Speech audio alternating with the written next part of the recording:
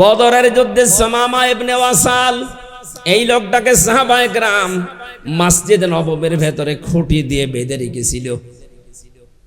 খুঁটিতে বেঁধে রাখার পরে নবীজি আসলেন রাতের বেলা। এই লোকটা যেমন তেমন মানুষ না ছিল, ইয়ামামার বিগ লিডার, বড় সর্দার ছিল, নেতা ছিল। আসার পরে বলছে, কি অবস্থা তোমার, কি করব তোমার সাথে তুমি বলো। সামামা বলে, মুহাম্মদ সাল্লাল্লাহু আলাইহি ওয়াসাল্লাম আপনার এখন বেঁচেও রাখতে পারেন, আপনি মেরেও ফেলতে পারেন।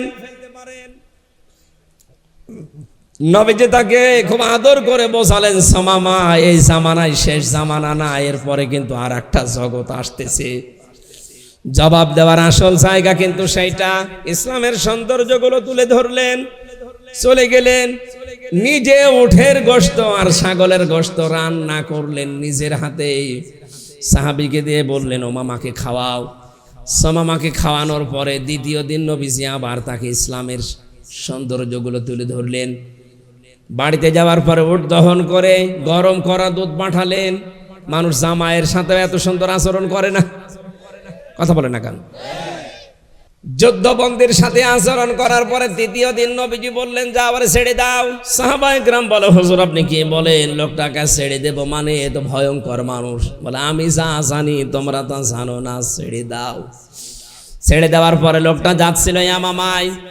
হঠাৎ মদিনার শেষ প্রান্তে যে একটা কুয়াতে গোসল করার পরে তার মনের ভেতরে আল্লাহ পাক পরিবর্তন দিয়েছে। নবীর ওই 2 দিনের দাওয়াতে চলে আসলেন, বললেন, ইয়া রাসূলুল্লাহ আমি আর বাপ দাদার ধর্মে ফিরে যেতে চাই না, আপনি মেহেরবানি করে ইসলামের এই সুশীতল ছায়া আমারে আশ্রয় দেন।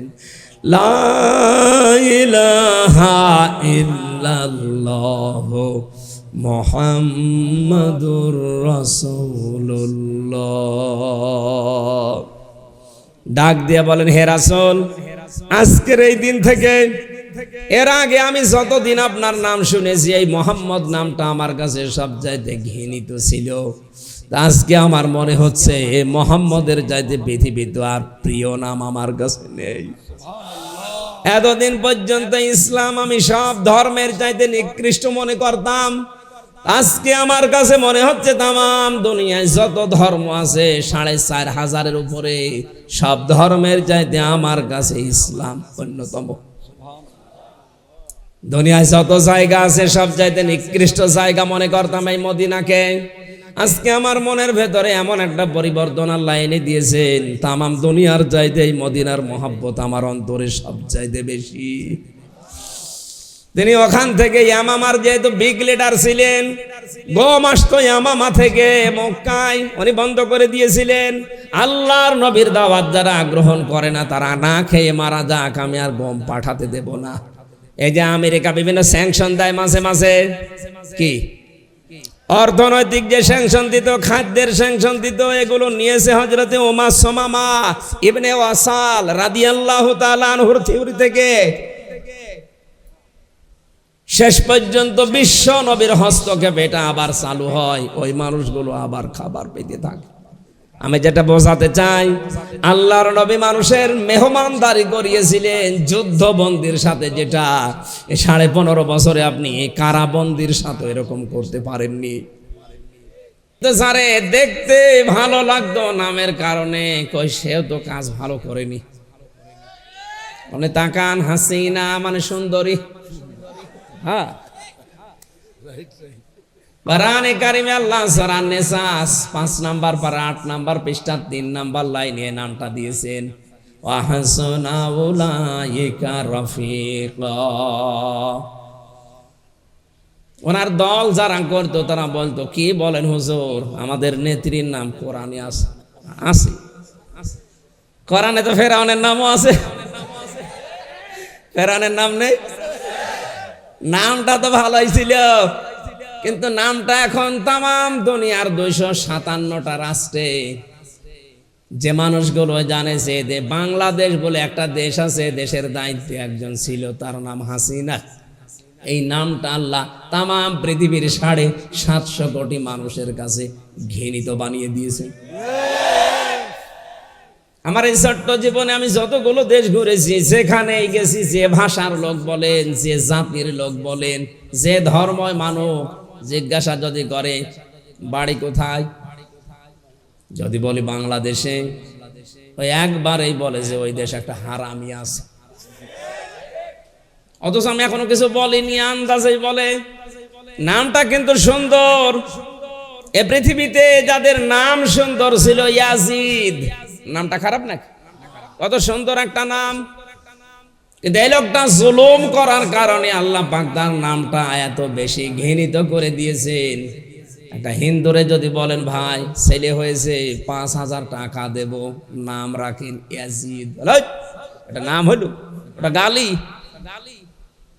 1,500 বছর আগে নামকে যদি আল্লাহ জুলুম করার কারণে গালি বানিয়ে দিতে পারে, 1,500 বছর পর 2024 সালের 5 আগস্টের আগে যে জুলুমগুলো আপনি করেছেন, কালের বিবর্তনে আপনার নামটাও এ দুনিয়ায় গালি হয়ে যাবে। কি করেছেন আপনি বলেন তো? শরীর শিউরে ওঠে আমার এখনো। আমি 10টা দিন মাত্র মাঠের নিচে ওই আয়না ঘরে ছিলাম, আমি পাগল হয়ে গেছি। অথচ ব্যারিস্টার আরমান আজ 10 বছর 8 বছর কাটিয়ে আসছে।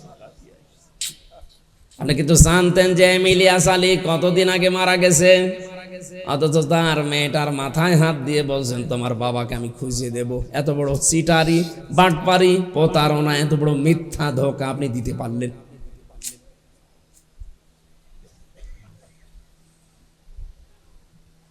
পৃথিবীর ইতিহাস যত আমি পড়েছি, বিশ্ববিদ্যালয়ে থাকাকালীন বহু উপন্যাস পড়েছিলাম, আমি বহু ইতিহাসের বই পড়েছি। কোনোদিন এই কথা আমি পড়িনি, শুনিও নি, পৃথিবীতে মানুষ হত্যা করার পরে তার লাশের ওপরে কেউ ড্যান্স দিতে পারে। আমি পড়িনি, শুনিও নি। কিন্তু 2006 সালের এই অক্টোবরের 28 তারিখে আমি নিজে দেখেছি আশরাফুল মাখলুকাত জসিম ভাইয়ের মতো মানুষকে লগি বৈঠা নিয়ে সব চলে আসো রাজধানীতে। আপনার কথা মতো তারা গিয়েছিল, যাওয়ার পরে কি করলো দেখলেন না? মানুষ পিটিয়ে হত্যা করার পরে তার লাফের উপরে ড্যান্স দিল। ওই দিন থেকে তাদের বিবেক সব মরে গেছে। এরা মানুষ হত্যা করার পরে আবার নিজেদের এই কথা প্রকাশ করে। তার প্রমাণ এই টাঙ্গাইল জেলার সন্তান ডক্টর আব্দুর রাজ্জাক। ঘন্টাখানেক আগে আল্লাহর ওলি ধরা পড়েছে। এই লোকটা হেফাজতে ইসলামের শাপলা চত্বরে যেভাবে মানুষকে ব্রাশ দিয়ে দুনিয়া থেকে বিদায় করে আবার ভিডিও করে বলছে যে দেখেননি কি করেছিলাম। মানুষের বিবেকে এটা বলে কি? একবার সিরাজগঞ্জ থেকে যাচ্ছিলাম কুষ্টিয়ায়, বাসের পেছনে বসে আছি, ড্রাইভারের পেছনে। রাস্তার মাঝে দেখে একটা মরা কুকুর পড়ে আছে। ড্রাইভার সাহেব ওপর দিয়ে না চালিয়ে বাম দিয়ে চালিয়ে দিল, গাড়ি একটু ঝাঁকি দিয়ে উঠিস। ড্রাইভারকে বললাম আপনি এমন করলেন কেন? এখন অ্যাক্সিডেন্ট হয়ে যেত। আমারে বলছো হুজুর দেখেন না একটা মরা কুকুর পড়ে আছে, আমি ডবল করে ওর গার উপরে দেব, আমার বিবেক নেই। আমি বললাম ও তো মরা কুকুর, ও ডবল করে মারলেই কি আর না মারলেই কি? ড্রাইভার আমার দিকে ঘুরে বলছো হুজুর আপনি কি আসলে হুজুর? আপনি কেমন হুজুর? আপনি দেখেন যে একটা মরা কুকুর পড়ে আছে, আমি ডবল করে মারবো, আমার বিবেক নেই? এই কথা শোনার জন্য আমি ছিলাম। পৃথিবীর নিকৃষ্ট 2টা জীব, একটা কুকুর একটা শুকুর, এর ভেতরে একটা মরে পড়ে আছে, তাও জীবিত না। এ মরা জিনিসকে আপনি ডবল করে মারতে চান না, আপনার বিবেক বাধা দেয়। অথচ 6 সালের অক্টোবরের 28 তারিখে আশরাফুল মাখলুকাত পিটিয়ে হত্যা করার পরে তার লাশের উপরে নাচ দিয়েছে। এদেরকে আপনি মানুষ মনে করেন, আমার তো মানুষ মনে হয় না। এই 15.5 বছরে এই জালেমদের দ্বারা যারা নিয়োগ পেয়েছিল তাদেরও বিবেক আল্লাহ মেরে ফেলেছিল। আমার রিমান্ডে যে আচরণ করেছে প্রশাসনের যে মানুষগুলো, বিশেষ করে গোপালী, এগুলোর আচরণ এত খারাপ, এত নিম্ন, এত নিকৃষ্ট, ভাষায় বলার মতো না। একজন আলেম মানুষ, এদেশে সবাই কম বেশি আমার চেনে যে আমির হামজা, কথা বলে না কেন? অথচ আমার চোখ কালো কাপড় দিয়ে বেঁধে, হাত পেছনে দিয়ে হ্যান্ডকাপ দিয়ে, মাজায় ডান্ডা বেড়ি দিয়ে, দড়ি টাঙিয়ে 11 ঘন্টা দিয়ে রেখেছি। অথচ নিজেরাই বলছে আপনি কিছু করেননি, আমরা জানি, কিন্তু আমরা যা বলতে বলছে এগুলো বলা লাগবে, একটা কথা হইল। অথচ বাইরে বলি ওড়াচ্ছে যে আমরা ন্যায় বিচার কায়েম করছি, এর নাম ন্যায় বিচার? ভালো মানুষ বাড়ি থেকে আপনি ধরে নিয়ে গেলেন, অথচ পেপারে দিতে বলছেন যে ওরে আমরা ধরেছি কুষ্টিয়ার চৌড়হাট থেকে। ডাহা মিথ্যা কথা, এখান থেকেই মিথ্যা শুরু।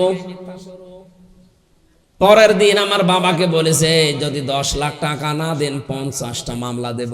আমার বাবা তো গ্রাম্য মানুষ, ও যা পেয়েছে আশপাশে সব বিক্রি করে বলেছে এই নেন। তাও 8 লাখ দিয়েছিল। ও শয়তানরা কথা নিজেরটা রাখে নাই, টাকা তো নিয়েছে, আবার আরেকটা মামলা দিয়েছে। আপনি এইরকম করলেন কি করে?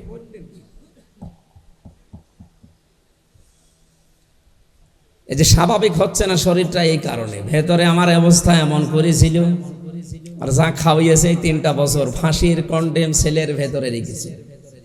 শরীর এত চেষ্টা করছে কিন্তু স্বাভাবিক হয় না। কিছুদিন পরে আবার রক্তের হিমোগ্লোবিন কি একটা আছে না, এটা কমে যাচ্ছে। এই জন্য শরীর ঘামতে দেয় না আমি। ডাক্তাররা বলেছে যদি শরীর ঘামে তাহলে আবার আপনি পড়ে যাবেন। এই যে 10 দিন বিছানায় পড়েছিলাম, ডাক্তার আমারে বলেছে আপনাকে কথা বলা লাগবে কম, 2 নম্বরে রাত জাগা যাবে না, ডায়াবেটিস 19-এর উপরে। এই জেলে যাওয়ার পরে এগুলো সব, আমার জীবনেও ডায়াবেটিস আমার বংশে নেই। চিন্তা এবং এই অত্যাচারের কারণে মানসিক একটা টেনশন আর নির্যাতন।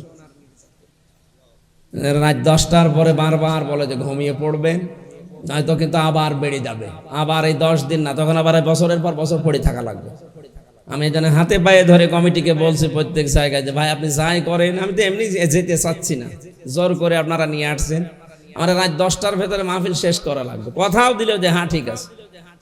এখানে আসার পরে আমি সে মাগরিব থেকে বলছি যে আমরা রাত 10টার ভেতরে শেষ করবো, আপনারা কথা রাখেন না।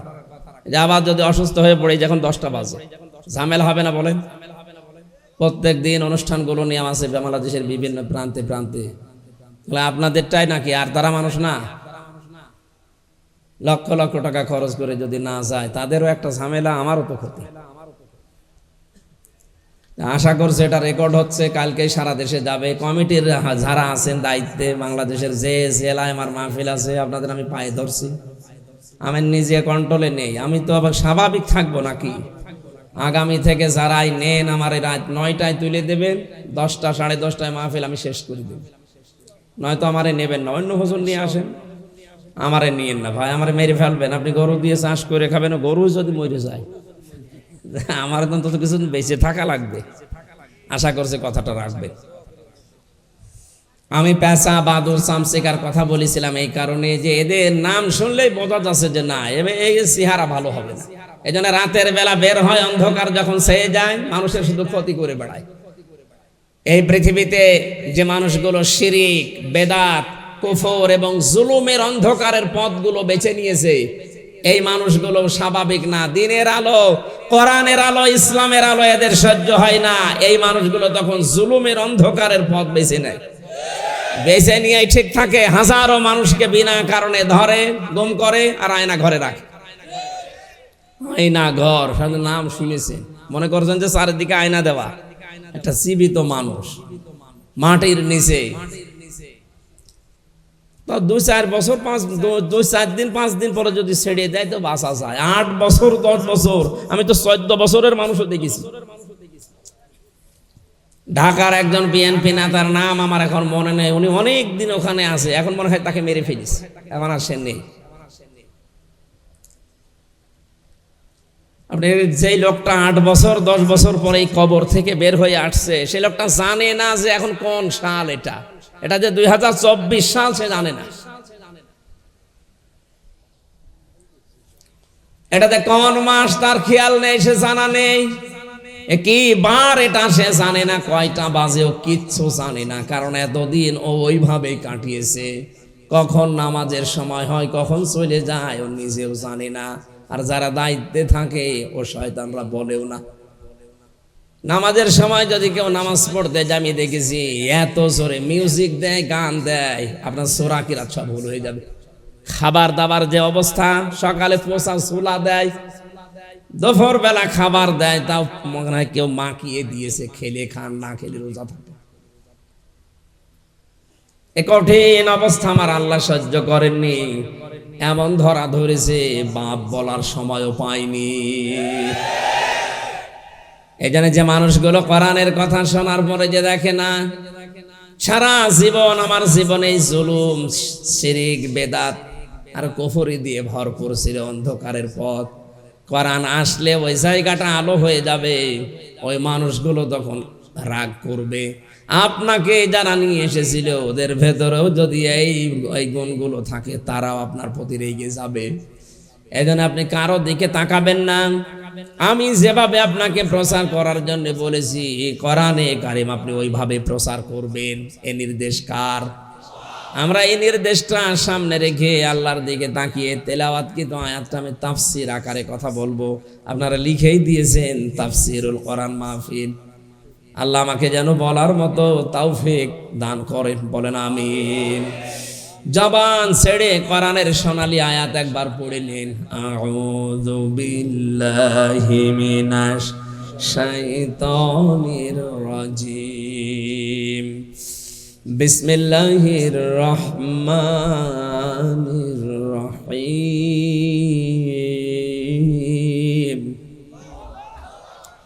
শারআ লাকুম মিনাদ-দীনি মা বিহি নূহা ওয়াল্লাযী আওহাইনা ইলাইক ইলা আখিরি আয়া।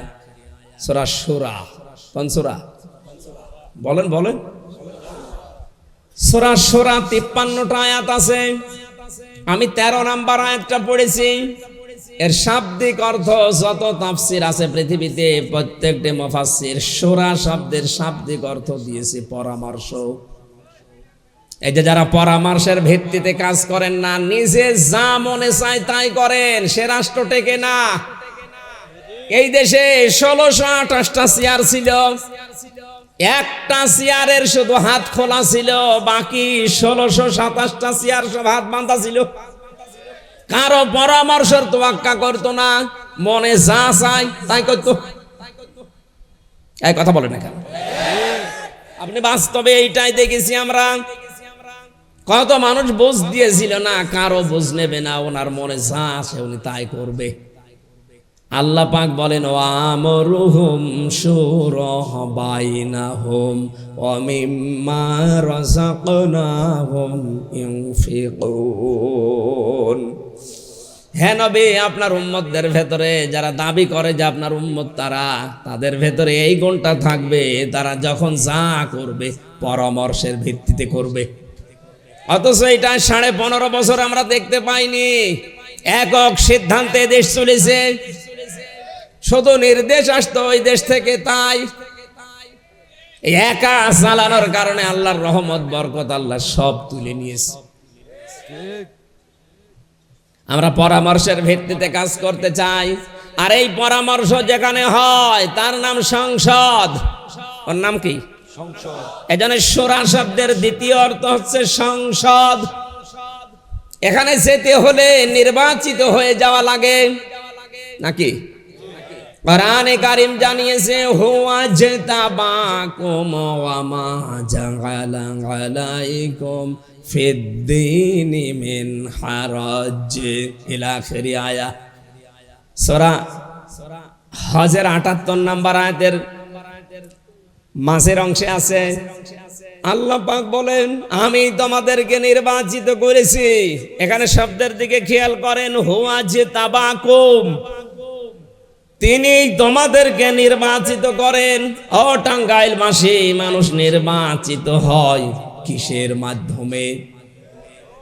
নির্বাচনের কথা বুঝতেছেন? মানুষ নির্বাচিত হয় কিসের মাধ্যমে? নির্বাচনের। বলেন বলেন। নির্বাচন না হলে আপনি নির্বাচিত হবেন কি করে? আল্লাহ নির্বাচিত করেন নির্বাচনের মাধ্যমে। লক্ষ লক্ষ নবীর উম্মত দাবি করেছিল যে আমরা শেষ নবীর উম্মত হব, কারোরটা আল্লাহ নির্বাচিত করেননি। আমাদেরকে আল্লাহ বাছাই করে করে নির্বাচিত করেছেন নির্বাচনের মাধ্যমে। শত শত নবীর উম্মতের আশা ছিল, লাইনে ছিল, আল্লাহ কাউকে এই লাইনে দেননি। আমাদেরকে নির্বাচিত করেছেন নির্বাচনের মাধ্যমে। অথচ 15.5 বছরে এই সিস্টেমটাই উনি ভেঙে দিয়েছিল। ফরহাদ ভাই বলছিলেন না যে কোন নির্বাচনই হয়নি। হ্যাঁ, এইটাই, কোন নির্বাচন হয়নি, খালি নাম কাওয়াজতে দেখানোর জন্য শুধু রাষ্ট্রের টাকাগুলো খরচ করিস। এই জন্য আমার মনে হয় এই বানানো নির্বাচন কমিশন যেগুলো ছিল প্রত্যেকটার আইনের আওতায় এনে শাস্তি দেওয়া দরকার। এগুলো সব জালেমদের দোসর। আল্লাহ নির্বাচনের মাধ্যমে নির্বাচিত করেন, আর আপনি সিস্টেমটাই ভেঙে দিলেন। কে মামার বাড়ির আবদার পেয়েছে, বিনা প্রতিদ্বন্দ্বিতায় 154 জন পাশ করে বসে আছে, আর আমাকে ঘাস কাটছে। আর বাকি যে অবস্থা দেখলাম, রাতে উনি দিনেরটা আগে করে ফেলেছে। আমার সাথে যে ওসি সাহেব জেলখানায় ছিল, ওসি মুয়াজ্জেম, ওই যে নুসরাত হত্যা মামলার ফেনীর, নাম শোনেননি? 8 বছর জেল হয়েছিল, আমার সাথে ছিল। আমারে বলতো মাঝে মাঝে, হুজুর এই যে নির্বাচন গেল, এই নির্বাচনে একেবারে ফজরের আজানের আগ পর্যন্ত আমরা সব আল্লাহর নাম নিয়ে কাজ করেছি, একেবারে সব শেষ করে গোসল করলাম, ওযু করলাম, এরপরে ফজরের নামাজ পড়ে ঘুমিয়ে গেলাম, কারণ কাজ সব সেরে দিয়েছি। আমি বলেছিলাম, আপনার এই নামাজ, এই রোজা, এই যে আপনি এখন ভালো মানুষ আর যে বেশ ধরেছেন, বিশ্বাস করেন আপনি মানুষের অধিকার নষ্ট করেছেন। আমার মতো হাজার লক্ষ হামসা এভাবে রায় দেওয়ার কথা ছিল, নির্বাচনের মাধ্যমে প্রতিনিধি নির্বাচিত করার কথা ছিল। অথচ আপনি এটা না করে আল্লাহর নাম নিয়ে সব অবৈধ কাজ আপনি বৈধ করে চালিয়ে দিয়েছেন। প্রশাসনের যে মানুষগুলো অন্তত এই জালেমকে টিকিয়ে রাখার জন্য এই পথ বেছে নিয়েছিল, তাদের যেন এই চেয়ারে আর বসতে না পারে। বৈষম্য বিরোধী ছাত্র আন্দোলনে যারা শহীদ হয়েছে, জীবন দিয়েছে, তাদের যে 9টা দফা, যে তারা সংস্কার চায়, যেখানে বসে বসে এই 15.5 বছর দুর্নীতির আঁকড়া বানিয়েছেন, জুলুম নির্যাতনের একেবারে শেষ পর্যায়ে পৌঁছিয়ে গেছেন, এই চেয়ারে বসে থাকার যোগ্যতা এখন আর আপনার নেই। আমরা চাই এই 1628টা যে চেয়ার, একটা চেয়ারেও যেন কোনো জালেম আর বসে না থাকে। সবগুলোর সংস্কার চাই, এই কথা বলেন না কেন? সুতরাং যিনি দায়িত্বে আছেন, আমরা বারবার আহ্বান জানাচ্ছি, সংস্কার করেন। খুব তাড়াতাড়ি এদেরকে এখান থেকে বিদায় করে, যারা এতদিন বৈষম্যের শিকার ছিল, ওএসডি হয়েছিল, তাদেরকে নিয়ে এসে জায়গায় বসা, নির্বাচনের পরিবেশ তৈরি করে আবার জনগণের হাতে তুলে দেন। কথা বলে না কেন? কারণ নির্বাচিত করেন আল্লাহ নির্বাচনের মাধ্যমে। এটা কোরআনে কারিমে ইজতিবা শব্দ আছে। এই সিস্টেমটা যারা নষ্ট করে দিয়েছিল, তাদেরকে আল্লাহ ছাড়বে কি করে? আপনি আল্লাহর বিধানে পরিবর্তন করে ফেলেছেন। আল্লাহ রাব্বুল আলামিন বলেন, দিনের উপরে চলতে গিয়ে এই যে নির্বাচিত যে মানুষগুলো, এই মানুষগুলো যদি দিনের উপরে চলতে যায়, ইসলামের উপরে, বাধা বিপত্তি যত আসবে, যত ঝামেলা ষড়যন্ত্র হবে, সব আমি আল্লাহ নিজে ওগুলো সরিয়ে দেব। এজন্য সত্য সত্য যারা দিনের উপরে চলতে চায়, ইসলামকে টিকিয়ে রাখার জন্য যারা মা মন প্রাণ দিয়ে, জান প্রাণ দিয়ে চেষ্টা চালায়, দেখবেন বিপদ আপদ মুসিবত আসলে এই মানুষগুলো ভেঙে পড়ে না, ঠিক দাঁড়িয়ে থাকে। এই কথা বলি না কেন? কারণ এগুলো দাঁড়িয়ে থাকার পেছনে যে ভূমিকা আছে, সে ভূমিকা কার? আমি নিজে কোনোদিন টিকে থাকা সম্ভব না। মুফতি জসিমউদ্দিন রহমানী বলে একজন আলেম ছিল আমাদের সামনের বিল্ডিং এ, ওনারা এত কঠিন অবস্থায় রেখেছিল, 3টা বছর এক ব্লকে রেখে কারোর সাথে কথা বলতে দেয়নি। কোন কারারক্ষী পর্যন্ত ওনার সাথে ভয়ে কথা বলতো না। জিকির করেন সুবহানাল্লাহ।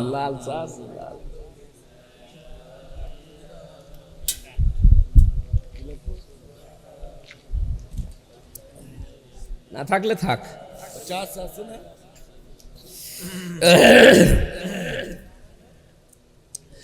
সুবহানাল্লাহ ওয়ালহামদুলিল্লাহ লা ইলাহা ইল্লাল্লাহ সুবহানাল্লাহ ওয়ালহামদুলিল্লাহ লা ইলাহা ইল্লাল্লাহ লা।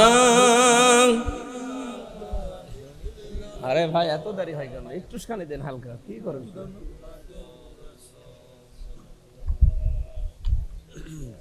সুবহানাল্লাহ আলহামদুলিল্লাহ সুবহানাল্লাহ আলহামদুলিল্লাহ লা ইলাহা ইল্লাল্লাহ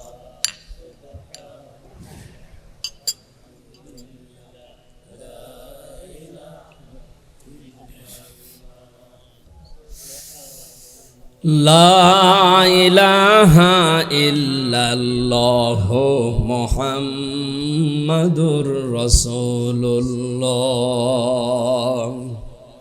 সূরার নাম বলেছিলাম সূরা শূরা। শূরা মানে পরামর্শ করা, শূরা মানে সংসদ। আমরা আবার চাই এই দেশে সংসদ কায়েম হোক। কথা বলে না কেন? যেই সিস্টেমে কায়েম হওয়া দরকার ওইটা যেন আবার স্বাভাবিক হয়ে যায়। আমার নিজের রায় আমি নিজে যেন দিতে পারি, সেই পরিবেশ যেন যদি তাড়াতাড়ি তৈরি হয়। যত দেরি হবে তত ষড়যন্ত্র বাড়বে। আপনি টের পাচ্ছেন বাস্তবতা? ওরা বসে আছে, কত রকমের চেষ্টা চালাচ্ছে আবার চট করে ঢুকে পড়ার জন্য। আপনি আসেন, চট করে ঢোকেন। আমার যে 3 বছর, আর ব্যারিস্টার আরমানের 8 বছর, আর এম ইলিয়াস আলী তো গেছে আল্লাহর কাছে। অন্তত আপনি আসলে আপনাকে আমরা 11 বছর আবার আয়না ঘরে রাখতে চাই। এরপরে বাকি যা করবেন। আমি যতটুকু বাস্তবতা বুঝেছি, আমার ওই ছোট মেয়ে যেটা 4 বছর এখন বয়স, ওই সময় ওর 1 বছর ছিল।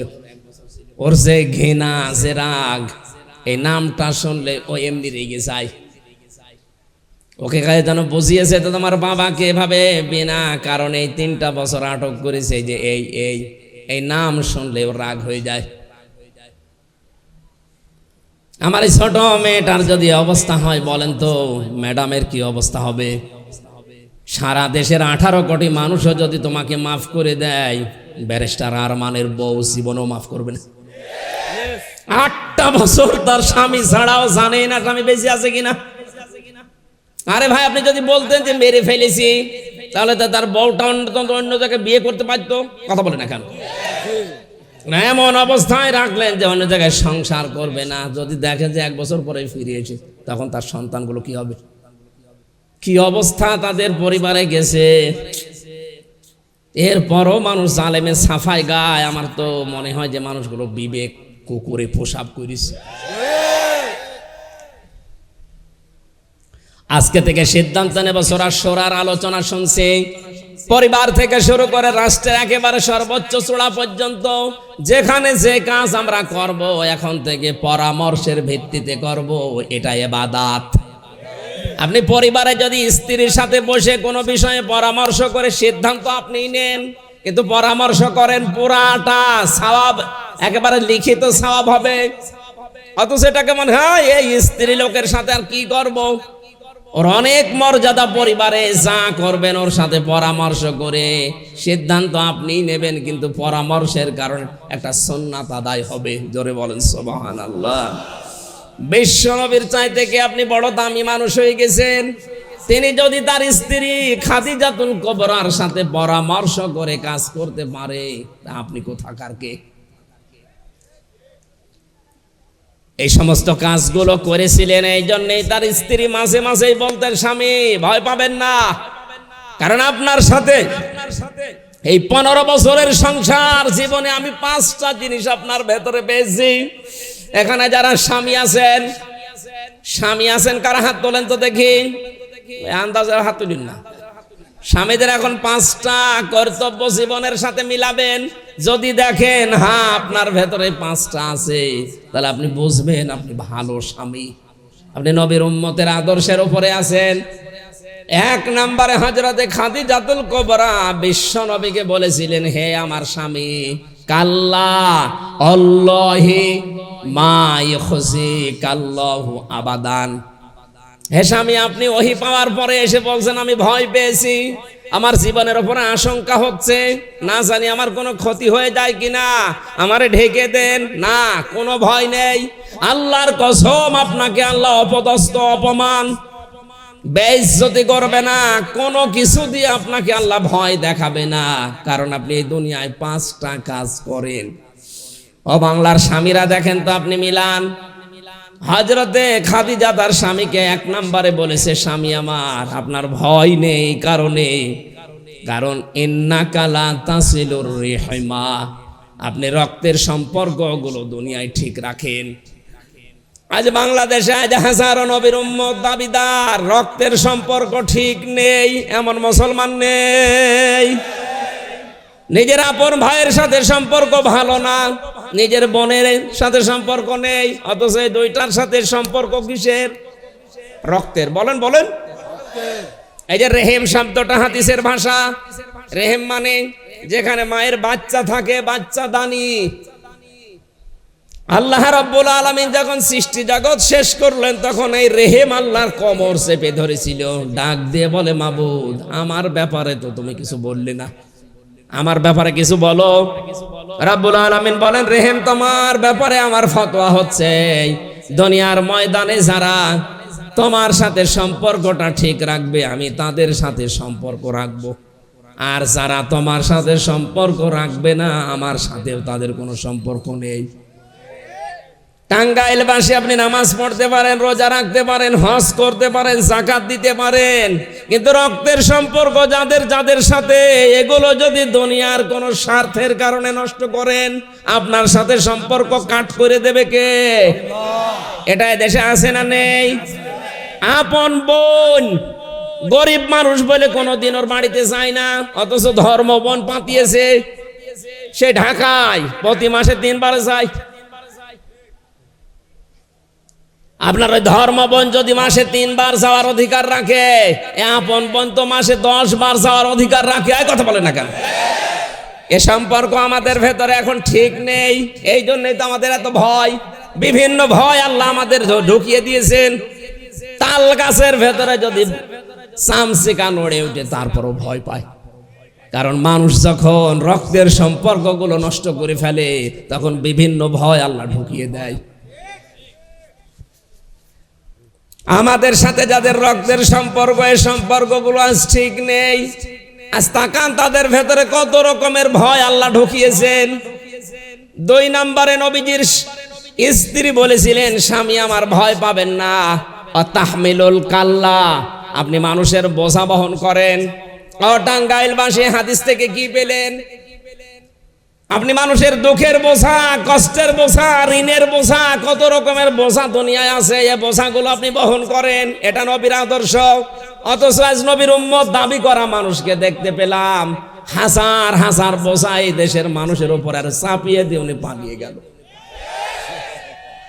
2024 সালের 5 আগস্টের আগ পর্যন্ত 2780 জন এখনো হাসপাতালের বেডে, কেউ হাত নেই, কেউ পা নেই, কেউ চোখ নেই, কারো অন্ডকোষ উড়ে গেছে।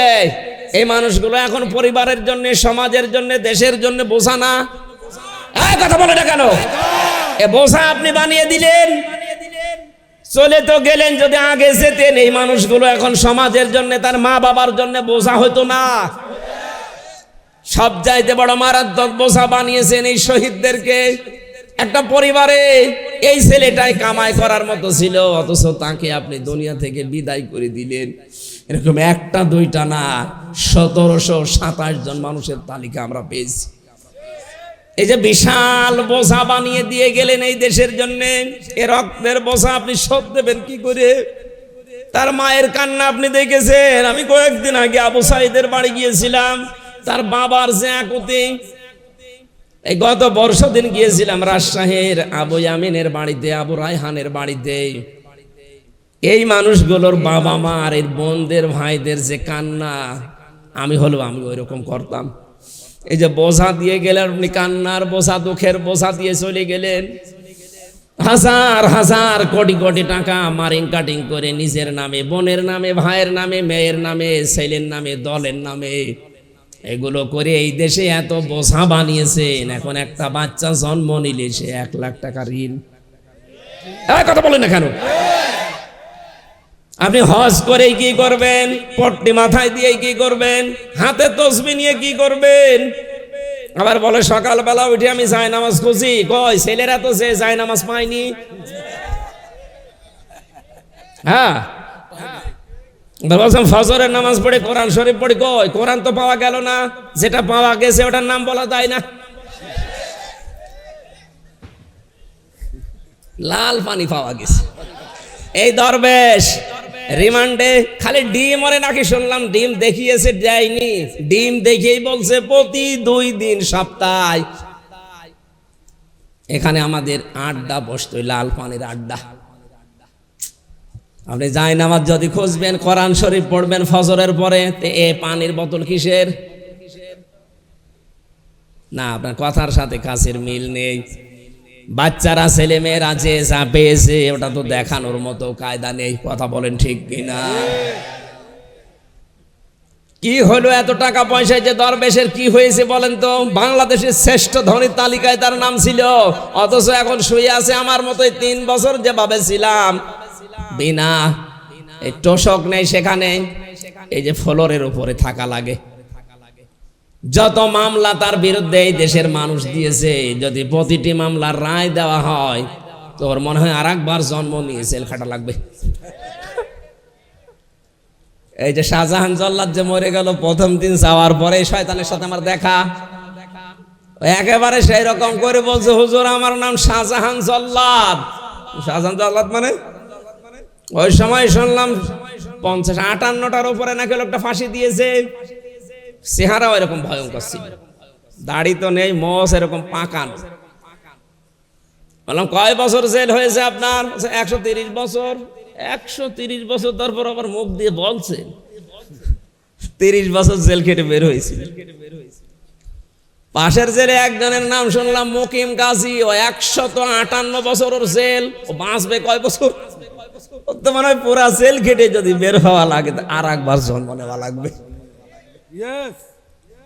যেগুলোই ধরা পড়েছে আপনার এই জেলার, আজকে এই ঘন্টা খানিক আগে যিনি ধরা পড়েছে, এ লোকটা যা করেছে প্রমাণ সব কিন্তু আছে দেশে, কারণ তার নিজের মুখের স্বীকৃতি। শাপলা চত্বরে সাফ করা হয়েছে। এই যে গণহত্যার কারণের যদি বিচার হয়, যত বছর জেল হবে, এ যে হায়াত আছে এ হায়াতে হবে না, আরো এরকম ডবল হায়াত লাগবে। মানুষের বোঝাগুলো আজ হাজার হাজার মানুষের বোঝা তৈরি করে দিয়ে গেলেন। নবীর উম্মত দাবি করলে বোঝা আরো মানুষের হালকা করা লাগবে। মানুষের কর্মসংস্থান তৈরি করে দেন, হাজারো মানুষের বোঝা হালকা হবে। একটা পরিবারে যদি 5টা মানুষ থাকে, 2 জনের কর্মজীবন তৈরি হয়, 5 জনের সংসারে 2 জনের কারণে চলে। বাংলার মুসলমানের আহ্বান জানাচ্ছে, আপনাকে আমি দান করতে বলি না, কিন্তু আপনার যদি টাকা থাকে টাকাগুলো এমন এমন কাজ করেন যেই কাজের দ্বারা আরো 5 জন 10 জন 50 জন মানুষের কর্মসংস্থান তৈরি হয়। এটা পৃথিবীর সবচাইতে বড় ইবাদত। খায়রুন নাস মাইয়ানফাউন নাস। নবীজি বলেন আল্লাহর দৃষ্টিতে, আমার দৃষ্টিতে বড় ভালো মানুষ ওইটা যেই মানুষের দ্বারা মানুষের উপকার হয়। সুবহানাল্লাহ বলতে পারেন না? এদেশের দায়িত্বে যারা আসবে তারা জানি এই কাজটা খুব ভালো করে করেন। মানুষের কাছে হাত পাতার দরকার নেই। টাকাগুলো নিয়ে বেগম পাড়া বানিয়ে আপনি কি করলেন? কে থাকবে? আপনার তো বেগম নেই। এই যে কালা মানিকের শুনলাম বিসি উড়ে গেছে, ওর বেগম থাকবে? ওর চেহারা যতই সুন্দর হোক, বিসি নেই, ওর বউ থাকবে কি করে? কি করেছিল লোকটা এই জালেমদের কথা মতো বিচার ব্যবস্থাকে এর মতো কলুষিত এই দেশে আর কেউ করে না। কথা বলেন না কেন? স্ত্রী ডাক দিয়ে বলছেন, স্বামী আমার, তাকসে বল মা দোমা, আপনি বস্ত্রহীনকে বস্ত্র দান করেন, যারা উলঙ্গ হয়ে থাকে, অর্ধ উলঙ্গ হয়ে থাকে, মানুষের পোশাক আশাকের ব্যবস্থা করেন। আজ হাজারো মানুষের কর্মসংস্থান থেকে তৈরি করে মানুষের যাদের বস্ত্রের অভাব আছে, অন্যের অভাব আছে, এই চাহিদাগুলো যারা মেটানোর জন্য কাজ করছে, সে যে দলের লোক হোক, এই মানুষগুলোই নবীর উম্মত। তারাই মাত্র এই দেশে যারা আছে, এই মানুষগুলোই শ্রেষ্ঠ স্বামী। তাদের ভয় লাগবে না, কেউ ভয় দেখাতেও পারবে না। আপনি মেহমানদারি করেন। আরে ভাই, মেহমান তো আমরাও ছিলাম 3 বছর। নবীজি যুদ্ধবন্দীদের সাথে যা আচরণ করেছে, এই দেশে এই 15.5 বছরে কারাবন্দীদের সাথে ওই রকম আচরণ ওরা করতে পারে নাই। যুদ্ধবন্দী আর কারাবন্দী আকাশ পাতাল। আমরা কি যুদ্ধবন্দী ছিলাম না কারাবন্দী? বলেন বলুন। কারাবন্দীদের সাথে যা করেছে তুলে ধরার মতো না, অথচ নবীজি যুদ্ধবন্দীদের সাথে কি করলেন? হাদিস, বদরের যুদ্ধে সুমামা ইবনে ওয়াসাল, এই লোকটাকে সাহাবায়ে কেরাম মসজিদ নববীর ভেতরে খুঁটি দিয়ে বেঁধে রেখেছিল। খুঁটিতে বেঁধে রাখার পরে নবীজি আসলেন রাতের বেলা। এই লোকটা যেমন তেমন মানুষ না, ছিল ইয়ামামার বিগ লিডার, বড় সর্দার ছিল, নেতা ছিল। আসার পরে বলছে, কি অবস্থা তোমার, কি করব তোমার সাথে, তুমি বলো।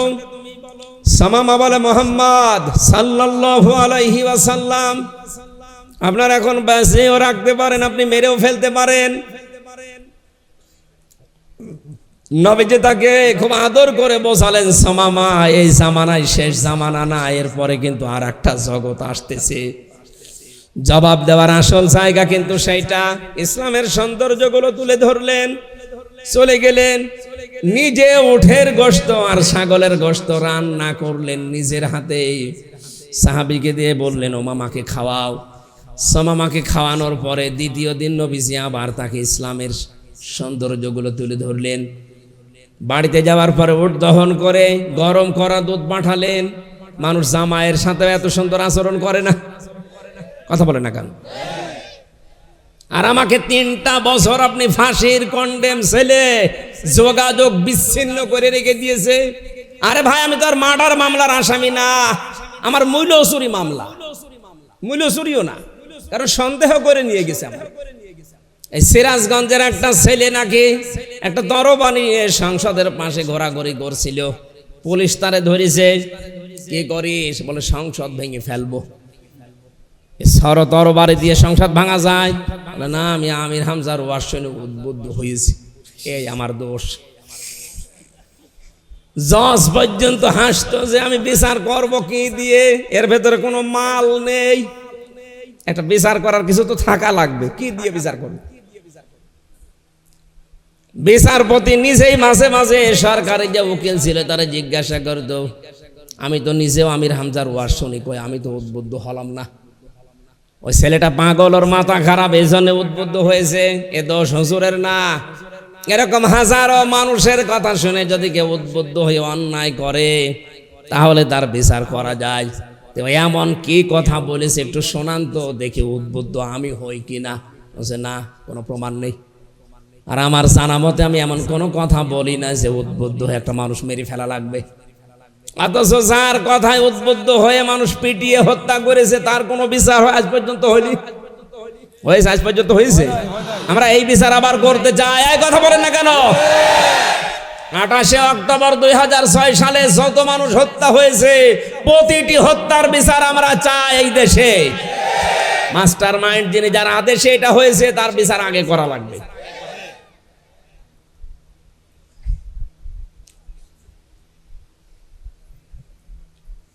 যুদ্ধবন্দির সাথে আচরণ করার পরে তৃতীয় দিন নবীজি বললেন, যা আবার ছেড়ে দাও।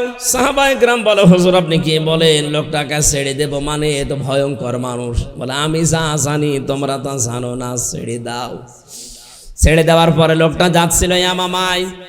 হঠাৎ মদিনার শেষ প্রান্তে যে একটা কুয়াতে গোসল করার পরে তার মনের ভেতরে আল্লাহ পাক পরিবর্তন দিয়েছে। নবীর ওই 2 দিনের দাওয়াতে চলে আসলেন, বললেন, ইয়া রাসূলুল্লাহ, আমি আর বাপ দাদার ধর্মে ফিরে যেতে চাই না, আপনি মেহেরবানি করে ইসলামের এই সুশীতল ছায়া আমারে আশ্রয় দেন। লা ইলাহা ইল্লাল্লাহ মুহাম্মাদুর রাসূলুল্লাহ। ডাক দিয়ে বলেন, হে রাসূল, আজকের এই দিন থেকে, এর আগে আমি যতদিন আপনার নাম শুনেছি এই মোহাম্মদ নামটা আমার কাছে সবচাইতে ঘৃণিত ছিল।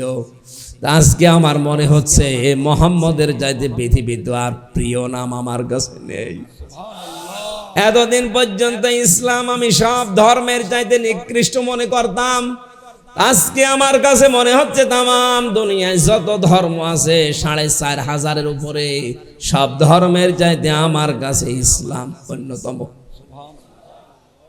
দুনিয়ায় যত জায়গা আছে সব চাইতে নিকৃষ্ট জায়গা মনে করতাম এই মদিনাকে।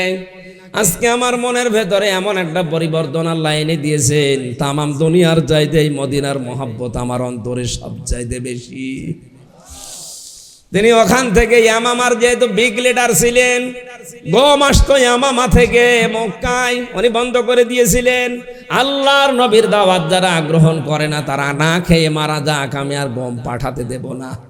এই যে আমেরিকা বিভিন্ন স্যাংশন দেয় মাঝে মাঝে, কি অর্থনৈতিক যে স্যাংশন দিত, খাদ্যের স্যাংশন দিত, এগুলো নিয়েছে হযরতে উমার সুমামা ইবনে ওয়াসাল রাদিয়াল্লাহু তাআলা আনহুর থিওরি থেকে। শেষ পর্যন্ত বিশ্ব নবীর হস্তক্ষেপে এটা আবার চালু হয়, ওই মানুষগুলো আবার খাবার পেতে থাকে। আমি যেটা বোঝাতে চাই, আল্লাহর নবী মানুষের মেহমানদারি করিয়েছিলেন যুদ্ধবন্দির সাথে, যেটা 15.5 বছরে আপনি কারাবন্দির সাথে এরকম করতে পারেননি। তারেক জিয়া সাহেবের পিএস অপু ভাই আমার পাশেই ছিলেন এবং তার বন্ধু গিয়ে পরে আনন্দ করে, অত্যাচার করে, অট্টহাসিতে নিজেদের ভেতরে ফেটে পড়ে। আমি আল্লাহ তখন ওদেরকে আকস্মিক ভাবে এমন ভাবে ধরি, ওই মানুষগুলো নিঃশ্বাস ফেলার সময় পায় না। 5 তারিখের ডেটটাই আমি তাই দেখেছি। ও বলেছিল যে 5টা মিনিট সময় দাও, দেশের মানুষের জন্য আমি কিছু লিখতে চাই। বলে না, 5 মিনিটও হবে না, তাড়াতাড়ি পালান। আমার মনে হচ্ছে বাগদাতান শব্দটা আল্লাহ একেবারে খাপের খাপ মমতাজের বাপ মিলিয়ে দিয়েছে। আখাযনাহুম আলেম নেই এখানে, এখানে ফাইলকে আল্লাহ নিজে। এই যে আখাযনাহুম একটা টান আছে, রব্বুল আলামিন বলেন আমি নিজে ধরেছি। সুতরাং আগস্ট মাসের 5 তারিখে 24 সালে এটা শুধু ছাত্র জনতা এদেশে ধরে নাই, এটা সরাসরি জালেমদের ধরেছে আল্লাহ নিজে। এই কথা বলেন, আল্লাহ যে নিজে ধরেছে তার প্রমাণ। ফাইদাহুম মুবলিসুন, মানুষগুলো হতাশ হয়ে পড়েছে। ওরা যে হতাশ, ওদের চেহারার দিকে তাকান। এ ডক্টর আব্দুর রাজ্জাকের চেহারার দিকে তাকান, কত হতাশা তার চেহারার ভেতরে। সব আল্লাহর চেহারার ভেতরে এখন দাবিয়ে দিয়েছে, সব দেখা যাচ্ছে। এই মুবলিসুন একেবারে মিলে যাচ্ছে ওনাদের সাথে। আমি এটা দরবেশের চেহারার দিকে তাকিয়ে দেখেছিলাম, কি অসহায়, দাড়ি কেটে নমো হয়ে গেছে। আমার কয়েকদিন আগে হাজিরা ছিল, আমার মামলা সব মিটে গেছে আলহামদুলিল্লাহ। যেদিন হাজিরা শেষ দিতে গেলাম, যেদিন মিটে গেল মামলা, ওই দিন আল্লাহর এক ওলিরে নিয়ে এসেছিল হাজী সেলিম। তো কথা বলতে পারে না, নৌকা বলতে কি হৌকা বলে ফেলে।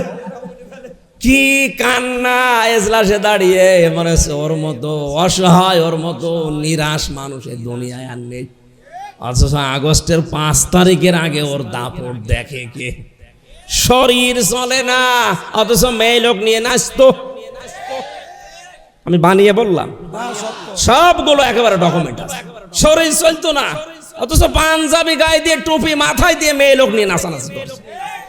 আর 5 তারিখের পরে এমন অবস্থা করেছে আল্লাহ, মোবিলিজেশন করে দিয়েছে। অসহায়ের মতো কাঁদতেছে, ওর নামে এখন যত মামলা। কি হইলো তার এই গুলশান ফ্যাশন, কি হইলো তার এই টাকা পয়সা, পুরান ঢাকা, এত কিছু করেছিল এই 15.5 বছরে। শয়তানও দেখে দেখে আশ্চর্য হইতো, আল্লাহ আমিও তো এত মারিং কাটিং করিনি। হ্যাঁ, এত মারিং কাটিং করেছি। আমি যেটা বোঝাতে চাচ্ছিলাম, আজ আমাদের উচিত হবে নবীর উম্মত যদি ভালো স্বামী আমরা দাবি করি, নবীর উম্মত যদি পরিগণিত হতে চাই, যাদের বস্ত্র নেই এদের বস্ত্রের ব্যবস্থা করা, যাদের খাবার নেই এদের খাবারের ব্যবস্থা করা, মেহমানদারি করার অভ্যাস তৈরি করা। 5 নম্বরে আপনি হককে সাহায্য করেন, হক প্রতিষ্ঠার জন্য আপনি চেষ্টা চালান। ও টাঙ্গাইলবাসী, এই পৃথিবীতে সবচাইতে বড় হক আমার আল্লাহ। আরো জোরে বলেন কে? ওই আল্লাহর পক্ষ থেকে আজকের এই আয়াত, শারা'a লাকুম মিনাদ-দীনি মা ওয়াসাবি। আল্লাহ বলেন আমি নির্ধারিত করে দিলাম, বিধিবদ্ধ করলাম। আমি আল্লাহ একেবারে ফাইনাল সিদ্ধান্ত নিয়ে লিখে দিলাম তোমাদের উপরে এই বিধানটা। এই দুনিয়াতে তোমরা শারা'a লাকুম মিনাদ-দীন, এই যে দিন শব্দটা আল্লাহ দিলেন প্রথমেই। দিন মানে কি? কোরআন শরীফের ভেতরে আমি দিনের 19টা অর্থ পেয়েছি। আমি তাফসীর আকারে এবার কথা বলছি, খুব খেয়াল করে শুনবেন। কোন মানুষ যদি দিন, আমাদের বিশেষ করে বাংলাদেশ, ভারত, পাকিস্তান, এই 3টা দেশে আমাদের ভেতরে একটা ভেজাল ঢুকে পড়েছে। আমরা মনে করি দিন মানে ধর্ম। দিন মানে কি? বলেন বলেন না, দিন মানে শুধু ধর্ম না। দিন পুরা কোরআন শরীফে দিনের অর্থ আছে 19টা। আমি একটা একটা করে সামারাইজ করে বলছি, আপনি মিলান। দিনের 1 নাম্বার অর্থ, দিন মানে কিয়ামতের দিন। এজন্য প্রত্যেক দিন 17 বার আমার এই জবান দিয়ে আল্লাহ পাক তার সামনে দাঁড় করিয়ে এই শব্দটা আমারে বলাই, মালিকি ইয়াউমিদ্দিন। জবান খুলে আয়াতটা পড়েন, মালিকি ইয়াউমিদ্দিন। রব্বুল আলামিন বলেন আমি কিন্তু কিয়ামতের দিবসের মালিক। এই যে বিচার হবে, এই দিবসের মালিক কে? এই জন্য দুনিয়ায় যারা বিচারে আছেন, সবচাইতে বড় সতর্ক তাদের জন্য, আপনার বিচারই শেষ বিচার না, শেষ বিচার আখিরাতের বিচার। ওই দিকে তাকিয়ে আপনি বিচার করবেন। এই 15.5 বছরে এই বিশ্বাসটাই ছিল না, এই জন্য তো এত অবিচার। এই কথা বলেন না কেন? মার্ডার করার পরে আপনার কোনো বিচার হয় না, অথচ বিনা কারণে মানুষকে আন্দাজে উল্টা পাল্টা মামলা দিয়ে, খালেদা জিয়ার নামে যে মামলা দিয়েছিল, এতিমের সম্পদ আত্মসাৎকারী, শয়তান বিশ্বাস করবে? তার কি এত অভাব পড়ে গেছে যে এতিমের সম্পদ আত্মসাৎ করা লাগবে? অথচ যেই টাকা পয়সা তিনি ব্যাংকে রেখেছিলেন, ওইটা যার কথা বলা হয় যে এই টাকা উনি আত্মসাৎ করে, তার 4 ডবল টাকা বেড়ে গেছে। আরো তো পুরস্কার দেওয়ার দরকার ছিল। অথচ এই মুরব্বী মানুষটার এরকম উল্টা পাল্টা মামলা দিয়ে দেশের বাইরে পর্যন্ত চিকিৎসার জন্য দিতে দিল না, ধুকে ধুকে তারা মারার প্ল্যান করিস। এই কথা বলছে না কেন? আমার কথা হচ্ছে এখানে মালিক ইয়াউমিদ্দিন, আমরা আসলে দিন মানে যে কিয়ামতের দিন, এটা অনেকে জানি না। দিনের দ্বিতীয় অর্থ পেয়েছি, দিন মানে জীবন ব্যবস্থা। দিন মানে কি? আলিয়াউমা আকমালতু লাকুম দীনাকুম ওয়া আতমামতু আলাইকুম নি'মাতি ওয়া রাদিতু লাকুমুল ইসলাম দীনা। সূরা মায়েদার 3 নম্বর আয়াতে আছে, আল্লাহ পাক বলেন আজকের এই দিনে আমার যে জীবন ব্যবস্থা, এটা আমি পরিপূর্ণ করে দিলাম। যত নিয়ামত আছে আমার, সব আমি তোমাদের জন্য শেষ করে দিলাম। কিয়ামত পর্যন্ত আমার পক্ষ থেকে আর কোনো কথা তোমাদের জন্য যাবে না, সব আমি আল্লাহ কোরআনে কারিমে দিয়ে দিলাম। রাদিতু, আমি নিজে রাজি হয়ে গেলাম, লাকুমুল ইসলাম দীনা, তোমাদের জন্য একটা জীবন ব্যবস্থা, তার নাম ইসলাম। সুতরাং দিন শব্দের দ্বিতীয় অর্থ হচ্ছে জীবন ব্যবস্থা। এই দুনিয়াতে আপনি কি কাজ কিভাবে করবেন, এটা দিনের কাছ থেকে নেওয়া লাগবে। এটা যদি টয়লেট করা হয়, তাও দিনের কাছ থেকে। কথা বলে না কেন? কেউ যদি বাম পা দিয়ে টয়লেটে প্রবেশ করে, আল্লাহুম্মা ইন্নী আউযু বিকা মিনাল খুবুসি ওয়াল খাবাইস, 8-10 মিনিট আপনি কাজ সারলেন। ডান পা দিয়ে বের হওয়ার সময় বলা লাগবে, গফরানাক আলহামদুলিল্লাহিল্লাযী আযহাবা আন্নিল আযা ওয়া আফানি। এই কথা বলেন না কেন? কি বললেন বলেন তো? এই যে 8-10 মিনিট আপনি বললেন, এখানে বসে বসে আছেন, যাওয়ার সময় নবীজির তরিকাটা বাম পা দিয়ে, বের হওয়ার সময় ডান পা দিয়ে 2টা দোয়া পড়েছিলেন। আল্লাহর নবী জানিয়েছেন আমার উম্মতেরা আমার এই সুন্নাত অনুযায়ী 8, 10, 15, 20 মিনিট যা এই কাজ করেছে পুরাটাই ইবাদত। কারণ আপনি দিন মতো করেছিলেন এই কাজটা। বাংলার মুসলমানেরা এখনো হুঁশ আসে না আপনার। টয়লেটের মতো এরকম নিকৃষ্ট কাজ যদি রাসূলের তরিকায় করার কারণে এটা পুরাটাই দিন হয়ে যায়, ইবাদত হয়ে যায়। বিশ্ব নবীর 63 বছরের জীবন পড়ে আছে। কথা বলেন না কেন? তিনি 10 বছর এই কোরআন দিয়ে সমাজ রাষ্ট্র চালিয়েছিলেন। কথা বলেন। তাহলে এইটা চালাবে কি আপনার দাদা, আপনার বাবা? আপনাকে এটা দিয়ে চালানো লাগবে না রাসূলের মতো। ওনার টয়লেট করা আপনি দিন মনে করেন, ইবাদত মনে করেন, ওনার রাষ্ট্র চালানো রাজনীতি মনে করেন। আপনি মানুষ। আমরাও চাই এইটাই রাসূলের টয়লেট যেমন ইবাদত, ওনার 40 থেকে 63 এই 23 বছরের পুরাটাও ইবাদত। আমরা চাই এটাও যেন দিনের আদলে হয়। এই কথা বলেন, এটা চান কি না? এই 53 বছরে এটা কায়েম নেই। এই জন্য আমরা টয়লেটে গেলে, মসজিদে গেলে ভালো লাগে।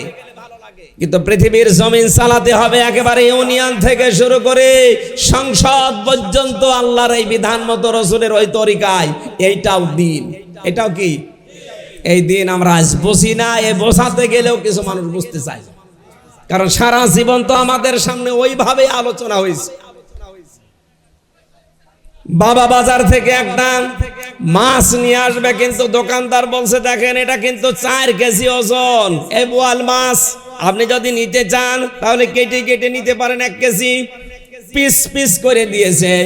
বাড়িতে নিয়ে আসার পরে মেয়ে যখন দেখেছে বলছে বাবা কি? বলছে বোয়াল মাছ। মেয়ে মনে করছে বোয়াল মাছ মনে হয় এতটুকুই হয়। দ্বিতীয় দিন আবার 1 কেজি নিয়ে এসেছে, বলছে বাবা কি? বোয়াল মাছ। ও মেয়ের বিশ্বাস যে বোয়াল মাছ এতটুকুই। তৃতীয় দিন একেবারে 2 কেজি ওজনের একটা বোয়াল ঘাড়ে করে নিয়ে আসতেছে। ডাক দিয়ে বলছে আব্বা এটা কি? বলছে বোয়াল মাছ। মেয়ে বলছে না এ বোয়াল আমি খাবো না, এ বোয়াল নেব না, এটা বোয়াল না। আগে জানিয়ে এসেছিল ওটা কি বোয়াল। কথা বলছে না কেন? ওটা বিড়ালের পুষ। এখন যেটা নিয়ে এসেছে পুরাটা একটা বোয়াল মাছ।